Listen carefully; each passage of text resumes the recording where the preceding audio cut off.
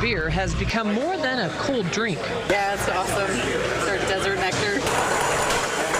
But we don't really have any walls between where the public is and where we're making the beer fresh. It's a hot culture. So we wanted everyone to be able to hear the production, smell the beer. Duncan Alexander owns Burning Barrel Brewing in Rancho Cordova. It smells like bright, fresh hops and just kind of like be a part of an experience.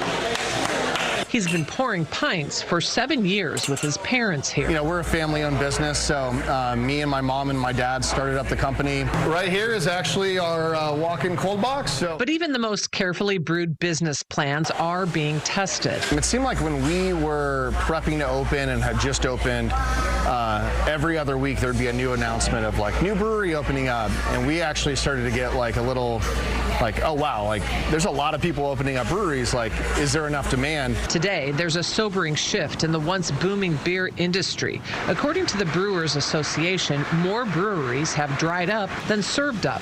The first time that's happened in 10 years. In Sacramento, 2 popular craft breweries recently tapped out. Track 7 and Device Brewing shut down all their locations. And before those closings, Golden Road Brewing came to the end of the road. We've gone from a period of this, explosive boom in the number of breweries to kind of a plateauing as we've reached sort of a saturation point.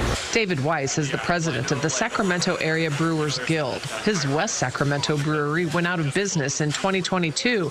He says he couldn't compete after COVID in the crowded marketplace. Yeah, we're certainly not seeing the new breweries opening at nearly the same rate as we did.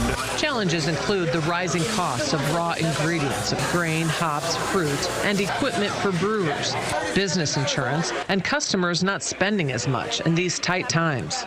The industry is also noticing a change of taste in its beer drinkers. The older ones who used to be able to drink a couple of IPAs and sours just aren't drinking that much anymore. And the younger generation, they're just not drinking. But you're seeing a lot of new breweries start to experiment with different styles of beer or even non-alcoholic beers, seltzers. Some breweries are starting to also produce wine or cider. So there's plenty of ways to try to adapt and change with the times and continue to be relevant. Burning Barrel thrived during the pandemic, turning to selling cans to go. 80% of their product is sold on location, not distributed to stores or restaurants.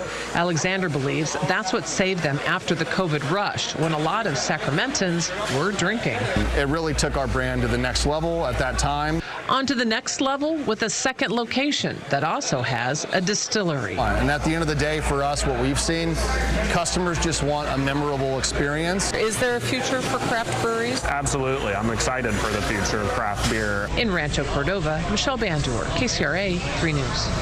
And here's another number. There are currently 946 breweries here in California that produce enough beer for an estimated 32 pints per person every year.